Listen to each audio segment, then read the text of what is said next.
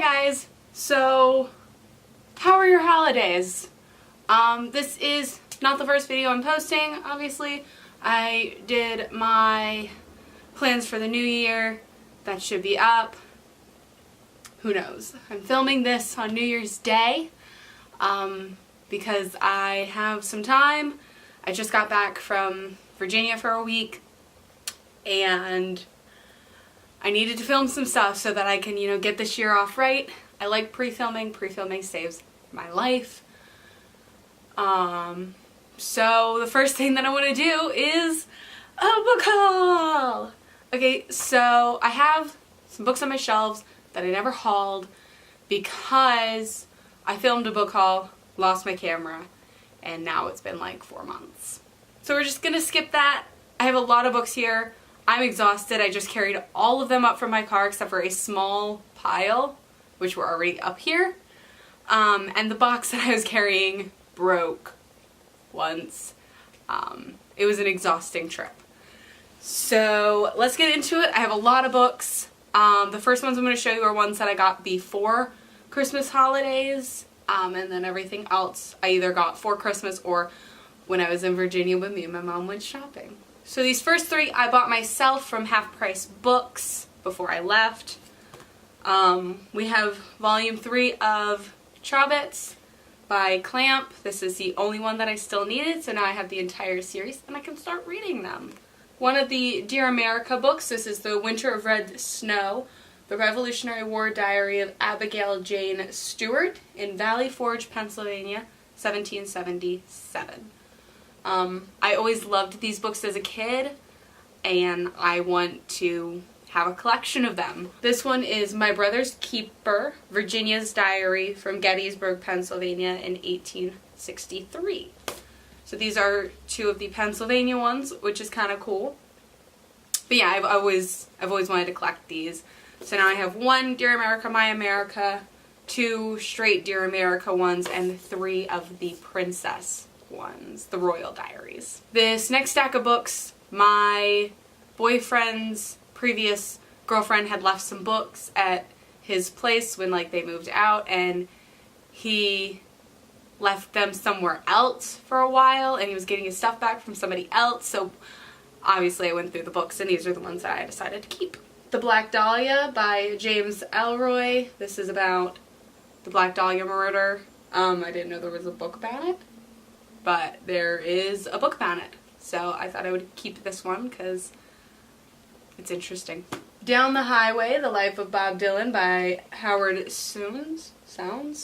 I like Bob Dylan, so I thought I'd keep his memoir. December 8th, 1980, The Day John Lennon Died by Keith Elliott Greenberg. My mom is a huge Beatles fan. I like the Beatles. Why not? Kurt Vonnegut, Piano Player. I have a couple I have 1 book by Kurt Vonnegut and I want some more, so why not? Aristotle, The Nicomachean Ethics. I thought it sounded interesting.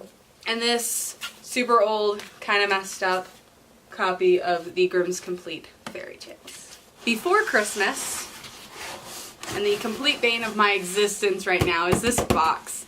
My mom went to a thing in town where she lived and they had these books and she asked me and I was like, yeah, sure.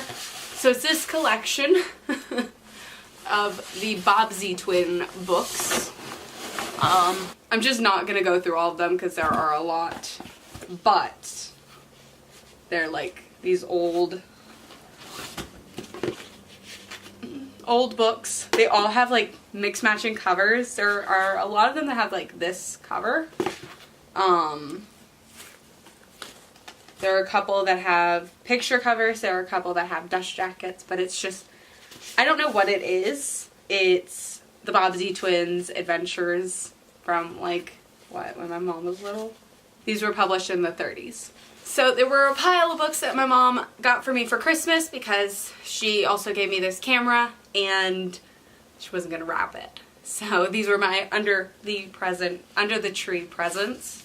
But we got Harry Potter and the Chamber of Secrets and the Prisoner of Azkaban illustrated. I only have the first one. I haven't gotten the second and third, and now I have them. Letters from Father Christmas by J.R.R. Tolkien. This is a collection of, this is a collection of letters that Tolkien wrote to his kids when they were growing up that were from Father Christmas.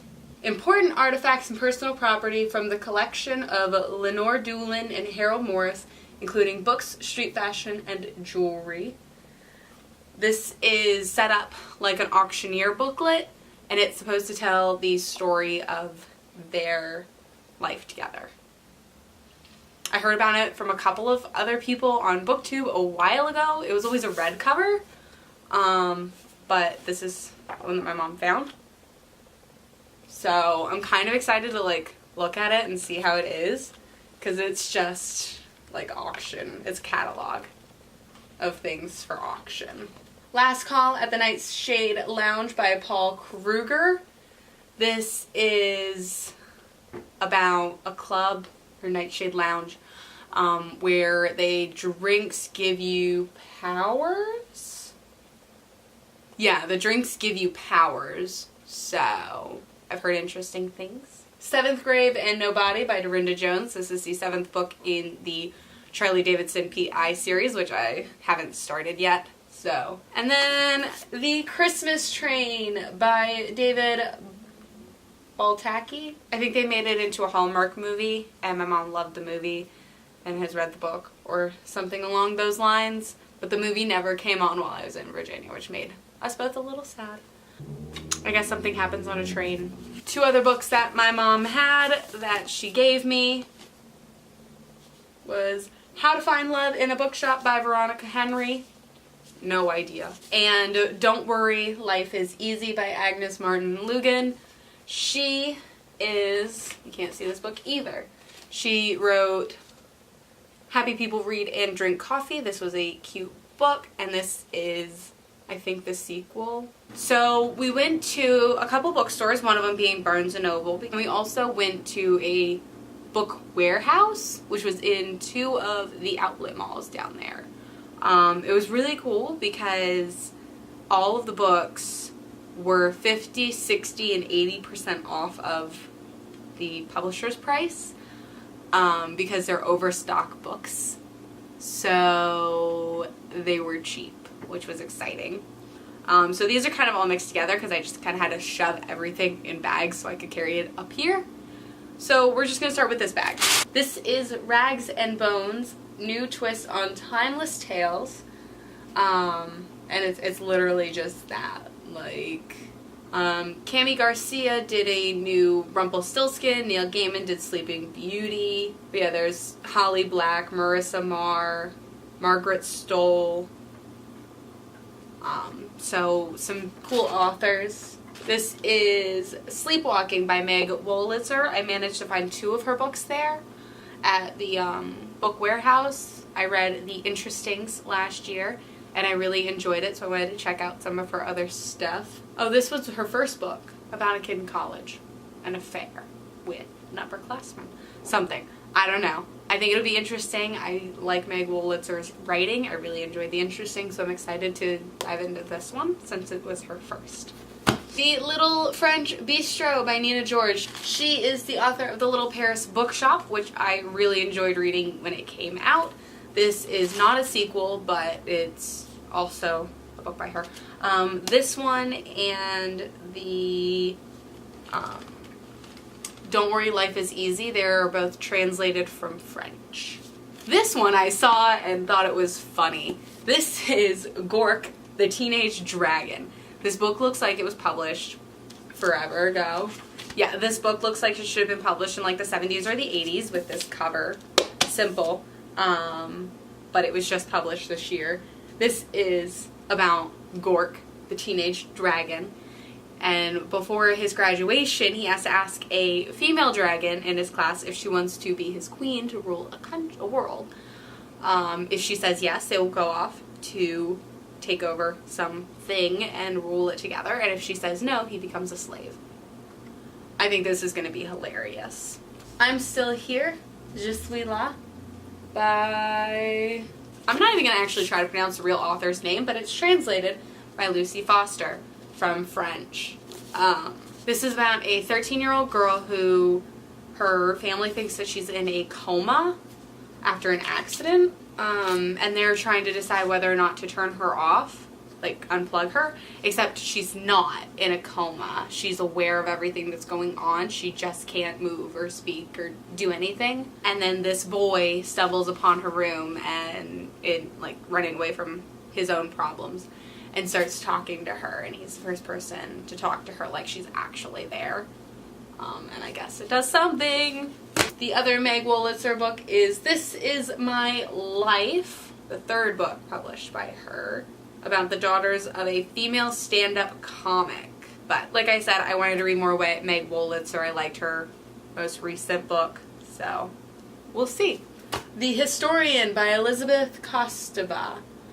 I actually read this like 7 years ago. I think it was either right after or right before I graduated high school. I was going on a trip somewhere. I don't know where I was. I don't remember where I went. But I took the train, and I had a library hardback copy of this book, and I was reading it on the train. And this is about a girl who is digging into her own family's history and finds a connection with Vlad the Impaler. Yeah, I just remember it being really, really interesting and weird. Leaving Berlin by Joseph Cannon. This is about exactly that. This guy, he's a Jewish writer. He fled the Nazis for America. But when the politics of his youth put him in the crosshairs of the McCarthy witch hunts, he makes a desperate bargain with the fledgling CIA. He will earn his way back to America by acting as their agent in his native Berlin.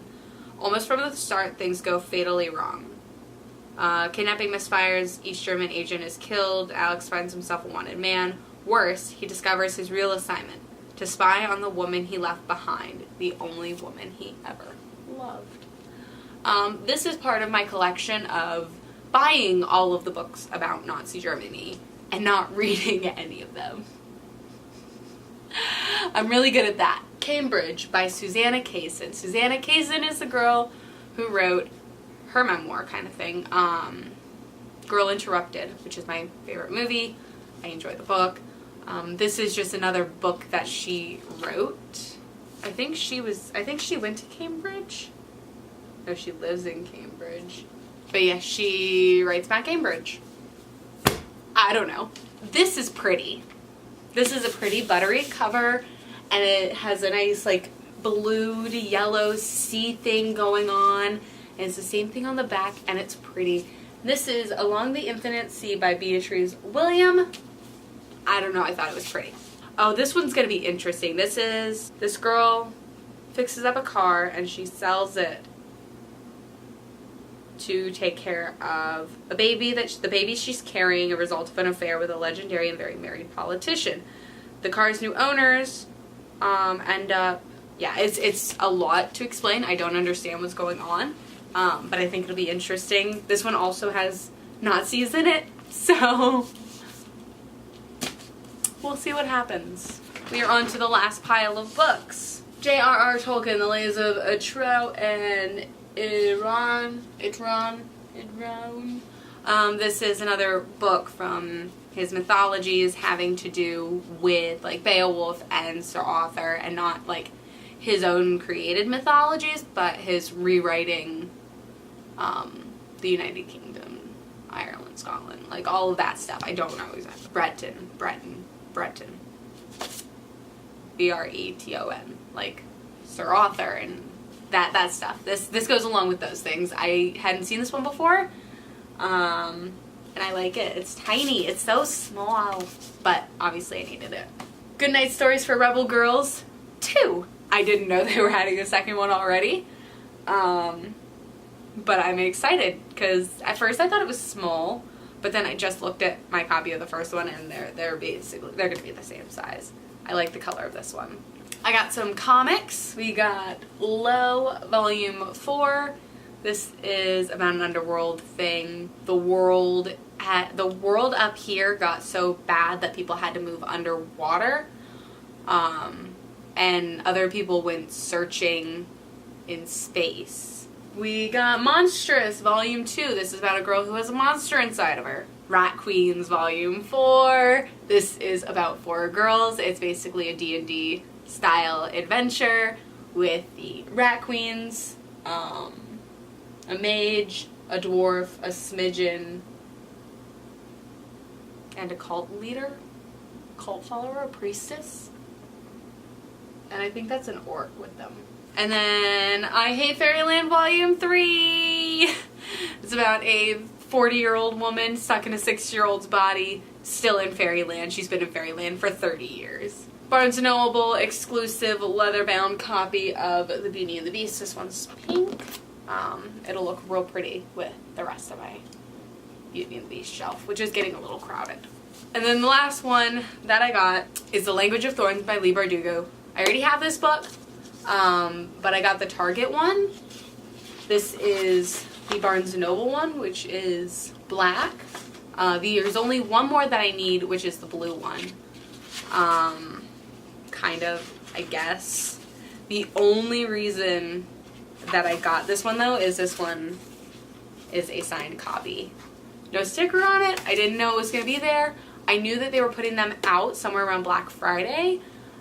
But, yeah, I managed to snag a signed copy, which is exciting. You can't see it, but, like, my stack of new books is literally up to here right now. Alright, so those are all of the books that I have acquired in the last, like, month or so of 2017. Alright, thank you guys so much for watching. Don't forget to like and subscribe so you can check out my next video. Have a great day and a wonderful week. Bye!